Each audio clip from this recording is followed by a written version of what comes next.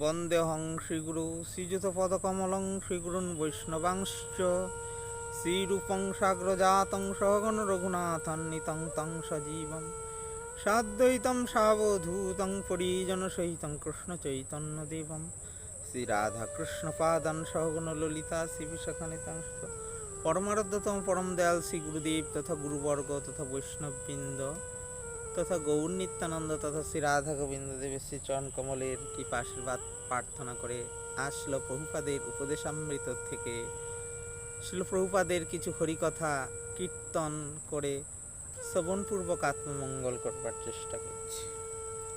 শিল প্রভুপাদের উপদেশামৃত 13 নম্বর প্রশ্ন, সন্ন্যাস কাহাকে বলে? উত্তরে শিল প্রভুপাদ বলেছেন, অনুক্ষণ হরিভজন কর্ণই প্রকৃত সন্ন্যাস। ভগবত ভক্তের সন্ন্যাস ভক্তি ও মুক্তির সহিত ভক্তগণ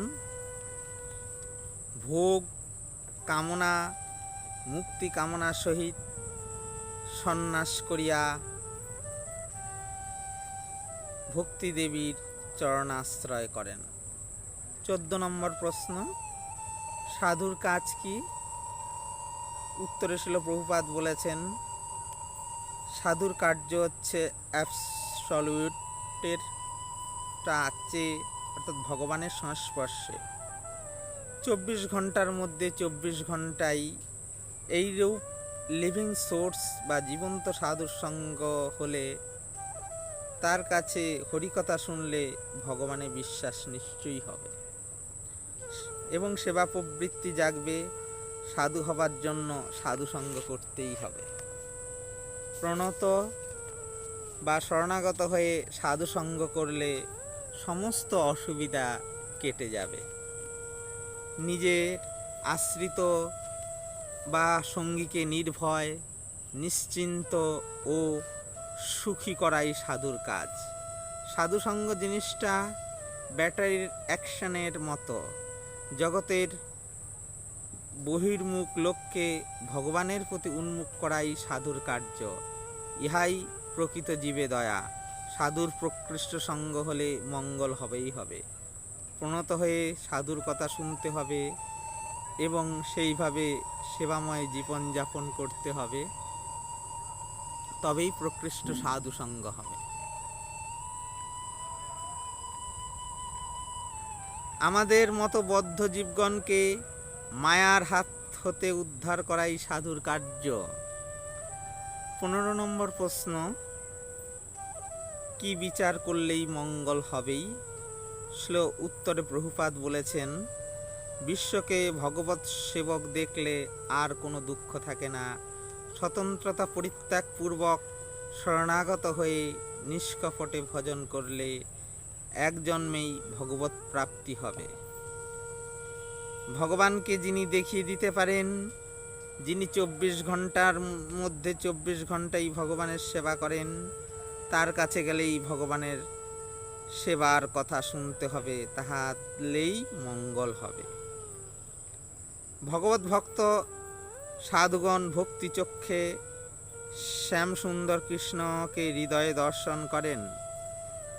এইরূপ সাধুর সঙ্গ ও কৃপা হলে আমরাও হৃদয়ে ভগবানকে দেখতে পাব।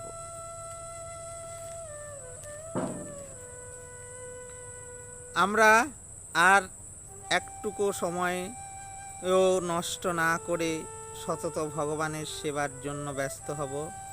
সৎসঙ্গে সেবা করতে হবে। সবসময় সৎসঙ্গে থাকলে সেবা প্রবৃত্তি বাড়তে থাকবে। ভগবান শরণাগত ভক্তের সকল বাঞ্ছাই পূর্ণ করেন, তাহাকে কখনো প্রত্যাখ্যান করেন না। কৃষ্ণ সেই সত্য করে যেই মাগে ভৃত্য। আমাদিগকে আশ্রয় দিয়া রক্ষা করার ক্ষমতা একমাত্র ভগবানেরই আছে। এতদ্ব্যতীত অপর কাহারও সে শক্তি নাই। এই বিশ্বাস দৃঢ় হলেই আমরা নির্ভয় নিশ্চিন্ত সুখী ও সফল কাম হতে পারব। মঙ্গলময় কৃষ্ণের মঙ্গলদাতৃত্বে পরিপূর্ণ বিশ্বাস হলে আমাদের মঙ্গল নিশ্চয়ই হবে। ভগবৎ পাদ পদ্মে পূর্ণ শরণাগত হলে সে যে কি মহামঙ্গল হয় তা ভাষায় ব্যক্ত করা যায় না। 16 নম্বর প্রশ্ন, শ্রীবিগ্রহ কি সাক্ষাৎ ভগবান? উত্তরে শিল প্রভুপাদ বলেছেন, নিশ্চয়ই কৃষ্ণ বিগ্রহ সাক্ষাৎ কৃষ্ণই। প্রতিমা নহ তুমি সাক্ষাৎ ব্রজেন্দ্র নন্দন। শ্রীবিগ্রহ ভগবানের অর্চাবতার, নিজ হৃদয় দেবতা, বাহিরে শ্রীমূর্তি রূপে প্রকাশিত। 17 নম্বর প্রশ্ন, গুরু কোথায় পাব? উত্তরে শিল প্রভুপাদ বলেছেন, করুণাময় কৃষ্ণ যাকে আপনার গুরু বলে প্রেরণ করবেন, তিনি বাহিরে মহান্ত গুরুরূপে আপনার নিকট প্রকাশিত হবেন। ভগবত কৃপায় গুরু মিলবে, গুরু কৃপায় ভগবানকে পাওয়া যায়। নিজ নিজ ভাগ্য অনুসারে গুরু মেলে। সর্বজ্ঞ ভগবান বিভিন্ন লোকের বিভিন্ন চিত্তবৃত্তি দেখে তাদের নিকট সেইরূপ